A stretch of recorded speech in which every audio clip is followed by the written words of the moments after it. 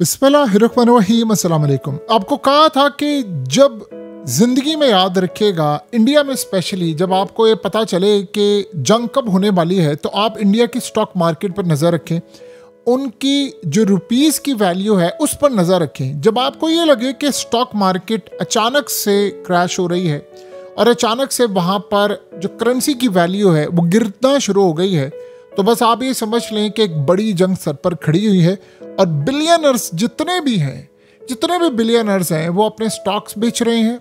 India के अंदर properties तेजी के साथ बेची जा रही हैं और लोग वहां से निकल रहे हैं। अब आप जरा सिनेरियो देखिए, इस वक्त हुआ क्या है, जो इस वक्त चल रहा है, इससे आपको पता चलेगा कितनी बड़ी जंग पाकिस्तान के सर पर इस वक्त खड़ी है।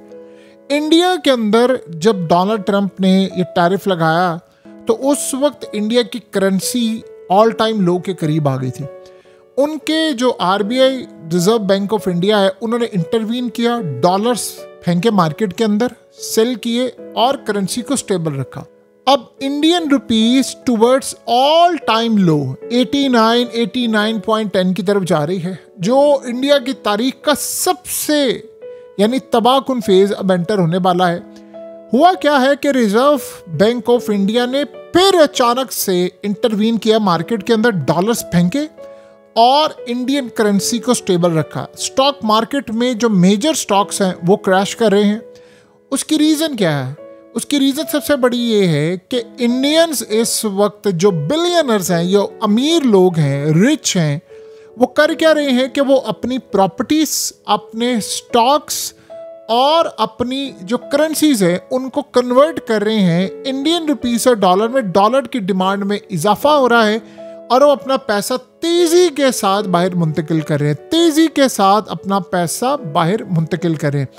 अब ये सारे का सारा पैसा जब बाहर जा रहा है, जब पैसा इस वक्त मुंतकिल हो रहा है, तो सबसे पहले तो इंडियन रुपीस पर असर पड़ रहा है, जिसकी वजह से उनका जो रिजर्व बैंक है, जिसको सेंट्रल बैंक बोलते हैं, जैसे पाकिस्तान का स्टेट बैंक है, उसने इंटरवीन किया है और वो करेंसी को गिरने से रोक रहा है, जो कि आउट ऑफ कंट्रोल है। ये टैरिफ को छोड़ दें, टैरिफ तो काफ़ी देर से ट्रंप ने लगाया है, ये तो अब जो मौजूदा सूरत हाल है इंडिया पाकिस्तान की जंग की, उसके तनाजुर में करेंसी गिर रही है। एक चीज़, बिलियनर्स इस वक्त निकल रहे हैं वहाँ से और तेज़ी के साथ प्रॉपर्टीज बेच रहे हैं। जो रेट उनको प्रॉपर्टी का चाहिए था वो मिल भी नहीं पा रहा और बड़ी तादाद ने मिलियनर्स और बिलियनर्स इस वक्त इंडिया छोड़े हैं, क्योंकि उनको जो नज़र आ रहा है वो एक बहुत बड़ी लंबी तवील जंग है और वो यहाँ से एग्जिट कर रहे हैं। ये पहला और बड़ा मेजर साइन है जो आपको ये बताता है कि मार्केट के अंदर सूरत हाल क्या है और जंग किस लेवल पर आ रही है। दूसरी सूरत हाल, उसके बाद मामला ये है कि बहुत सारा पैसा इंडिया से तेज़ी के साथ मुंतकिल हो रहा है आउट ऑफ कंट्री।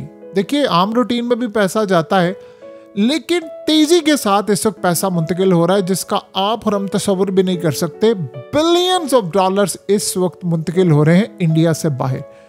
और ये सूरत हाल जाहिर सी बात है, मोदी के जो आगे पीछे लोग हैं, देखिए होता क्या है कि आप हायर करते हैं लॉबिंग फर्म को। लॉबिंग फर्म क्या करती हैं? जो मोदी के या सरकार के इर्द गिर्द के करीब लोग हैं। अब देखिए, अंबानी अडानी तो बहुत बड़ी बलाएं हैं, जो बाकी बिलियनर्स हैं, मिलियनर्स हैं, वो भी ये देख रहे हैं, जो डॉलर्स में हैं, वो देख रहे हैं कि भाई हालात काफ़ी ख़राब हो गए हैं, तो हमें अपना बोरिया बिस्तर बांधना चाहिए और यहाँ से निकल जाना चाहिए। और प्रॉपर्टीज़ जब वो बेच रहे हैं तो उनको वो दाम नहीं मिल पा रहे, उनको अपना रेट कम करना पड़े, क्योंकि उनको पता है कि अभी जो प्रॉपर्टीज़ की कीमत है ये बाद में इससे भी ज़्यादा गिर जानी है। जब जंग हो रही होती है, जब तबाही होती है, तो सबसे पहले रियल स्टेट पर असर पड़ता है और सबसे पहले याद रखिएगा, आप अपना पैसा उस दौरान मुंतकिल नहीं कर पाते क्योंकि एयर स्पेस बंद हो जाती है और जो आपने हवाला, हुंडी या किसी जरिए पैसा देना था वो नहीं जाता। तो इंडिया में ये सूरत हाल इस वक्त पैनिक कर गई है, तेज़ी के साथ पैसा मुंतकिल हो रहा है, बिलियंस ऑफ डॉलर्स आप देखें हर जगह पूरी दुनिया में मुंतकिल कर रहे हैं और यहाँ से मूव कर रहे हैं। और पहले उन्होंने अपनी टिकट्स करवाई हुई हैं, बहुत सारों ने अपनी फैमिलीज मुंतकिल करना शुरू कर दी हैं। तो जब बिलियनर्स पहले मुंतकिल कर रहे हैं तो आप ये समझ जाएं कि हालात किस जानिब जा रहे हैं और एक बड़ी जंग सर पर खड़ी हुई है। अब इंडिया की सूरत हाल ये है कि आपको पता है कि गोल्ड का मामला, यानी उन जो ख़ास तौर पर गोल्ड की कीमत है वो आसमान पर जा रही है, उसके पीछे भी ये लोग हैं। तो आप ये सोचें कि इस वक्त गोल्ड की कीमत भी जा रही है, इस वक्त मार्केट के अंदर एबनॉर्मेलिटी की सूरत हाल है, किसी को नहीं पता। ट्रंप कह रहा है जी पाकिस्तान ने न्यूक्लियर टेस्ट कर लिया है। अब ये जो खबरें होती हैं ये आम लोगों के लिए होती है कि यानी एक इंफॉर्मेशन चस्के का बायस, खौफ का बायस, और जिस मुल्क जो करे वो खुश होता है, हमारी ताकत है, जिनके खिलाफ वो खौफ में आते हैं।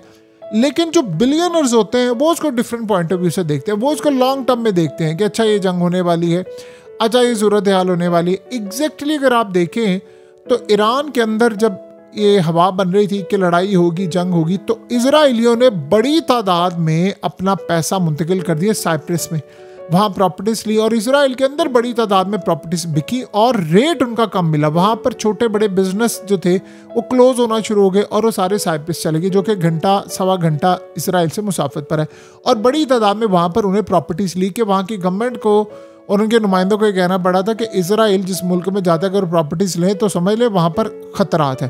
तो बड़ी तादाद में उन्होंने वहाँ पर प्रॉपर्टीज लेना शुरू कर दी। इसी तरह बहुत सारे जो इसराइली थे वो आज तक वापस नहीं आए, स्टिल अभी तक वापस नहीं आए। वो अमेरिका ही, उनके पास नेशनैलिटीज थी, वो चले गए। अब आप अगर इंडिया की सूरत हाल को देखें तो आपको पैटर्न बिल्कुल सेम नजर आएगा कि बड़े बड़े जो लोग हैं उनको ये इदराक हो चला है। देखिए, अगर आप लोग या हम लोगों को ये पता है कि इंडिया जंग मुसल्लत करने वाला है और इंडिया की जंग सर पर खड़ी है, तो उन लोगों को अंदाज़ा नहीं होगा, उनको बल्कि ज़्यादा पता होगा। उन्होंने पैसा लगाया, उन्होंने लॉबिंग फर्म हायर किए हैं, वो मोदी के करीब अपने बंदे भेजते हैं, उनको पता है कि जंग किस लेवल पर आ गई है, किस दहाने पर इस वक्त लड़ी जा रही है। तो ये सारे का सारा जो मामला है वो क्लियरली इंडिकेट कर रहा है कि इंडिया एक बड़ी तबाही की तरफ इस वक्त जाने वाला है। और इंडिया को भी ये बात अच्छी तरह पता है कि जिस लेवल पर उन्होंने पाकिस्तान से यानी अटैक करना, देखिए उनके मामलात क्या हैं, वो खाली ये नहीं लेने के लिए आ रहे कि जी हमने जंग के बाद लैंड लेना है, फलाना लेना। वो कह रहे हैं कि हमने सर क्रीक में जो समंदर है उसके नीचे जो रेयर अर्थ एलिमेंट्स हैं, जो बिलियंस ऑफ डॉलर्स की गैस है, तेल है, अब ये जंग उसकी होने वाली है। इंडिया खाली इसको इस पॉइंट ऑफ व्यू से नहीं देख रहा कि मैंने कश्मीर लेना। आप बताइए, सर क्रीक का मामला आज तक जंग वाला कभी हुआ था? जो कराची की साइड से है वो कह रहे हैं कि जी हमने वहाँ से होते हुए कराची पर जाना है। तो ये जो सारे का सारा मामला है वो इसी जानिब जा रहा है। दूसरी बात ये देखिए कि 70 अरब डॉलर के करीब इंडिया का लॉस हो रहा है। ये हैरान कुन बात है कि इवन के जब ट्रंप ने ये बात की और उनका टैरिफ लगा, उसके बावजूद करेंसी उस लेवल पर इंडिया की नहीं गिरी जिस लेवल पर उसको गिरना चाहिए था। हत्ता कि अब चीज़ें कुछ स्टेबल हो गई हैं क्योंकि अब फैक्ट्रीज और ये सब कुछ वो मैनेज कर रहे हैं, अल्टरनेट मार्केट देख रहे हैं, कुछ ना कुछ है। लेकिन जब सडन न्यूज़ आती है तब ज़्यादा पैनिक होता है, तब ऐसा मामला नहीं हुआ जितना अब हो रहा है। अब असल में ज़्यादा सूरत हाल है क्योंकि जितनी जंगें हो रही हैं, जब जाहिर सी बात है पूरे भारत को पता चल रहा है पाकिस्तान के बॉर्डर पर वो फौज लेकर आए हुए हैं और फिर आर्मी चीफ, नेवल चीफ, ये वो इन सब के बयानात और सब कुछ, तो वहाँ से उनको पता होता है कि मामला क्या होने के लिए जा रहे हैं। क्योंकि इंडिया का प्लान ये है कि उन्होंने पाकिस्तान में कई शहरों को निशाना बनाना है। तो पाकिस्तान ने जब रिटेलिएट करना है तो ये 4 दिन में तो जंग ख़त्म नहीं होने वाली। देखिए, इस बात को आप समझे, पिछली दफ़ा जो बिलियनर्स थे उनको जब ये बात पता थी ये जंग बंद होनी है, ये सारा मामला होना है, तो वो बिलियनर्स असल में उन्होंने कैश किया। उनको पता था ये जंग किस दिन कितने दिन तक, क्योंकि मोदी ने बंद करनी थी तो तभी जंग बंद होनी थी। लेकिन फिर वो ट्रंप ने इंटरवीन किया, उन्होंने पैसा बनाया, उन्होंने सेल हाई किया हमले से पहले, और बाद में जंग बंद हुई तो लो बाइंग की, यानी स्टॉक्स जो थे वो बेच दिए। जैसे ही मार्केट क्रैश हुई तो स्टॉक्स उन्होंने बाई किए। ये असल में स्ट्रेटजी होती है पुरानी। यह आप सबको पता होता है कि होल्ड कर लेना है, ये सब कुछ है। अब का मामला बड़ा डिफरेंट है। अब असल में इतने हालात ख़राब हो गए हैं कि उनको मैनेज करना पड़ा है। बहुत सारे वज़ीर, मशीर, इंडस्ट्रियलिस्ट, उन्होंने अपनी फैमिलीज़ को मुंतकिल कर दिया। स्पेशली याद रखिएगा जो उन शहरों में रहते हैं जिन शहरों के साथ पाकिस्तान और इंडिया यानी ये बॉर्डर लगते हैं, उन्होंने वहाँ पर ज़्यादा काम किया हुआ है। यानी मिसाल के तौर पर अब आप अगर देख लें तो इंडिया के पंजाब वाली साइड, वहाँ से भी आपको बहुत ज़्यादा, अमृतसर से लेकर बहुत सारी चीज़ें आपको नज़र आती है। तो ये जो सूरत हाल इस वक्त पैदा हो रही है, ये तो इंडिया के अंदर नहीं भूचाल मचने वाला, ये पूरे रीजन में मचने वाला है। और इंडिया क्या चाह रहा है? इंडिया, अब लोग ये कहेंगे कि यार इंडिया की इकॉनमी तबाह नहीं होगी, वो ऑलरेडी उनके ऊपर टैरिफ लगा है, सस्ता तेल नहीं आ रहा, बहुत सारी चीज़ें।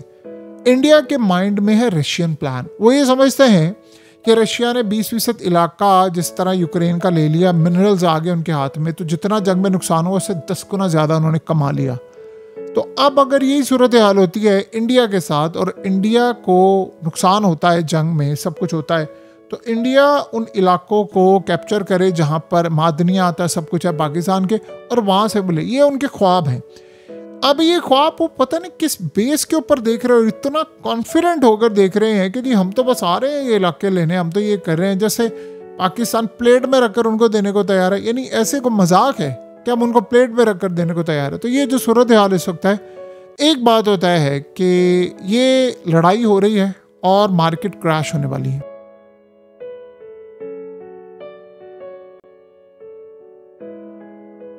हकीकत टीवी को सब्सक्राइब करना मत भूलें, वीडियो को लाइक करें, शेयर करें और कमेंट सेक्शन में अपनी राय का इजहार ज़रूर करें।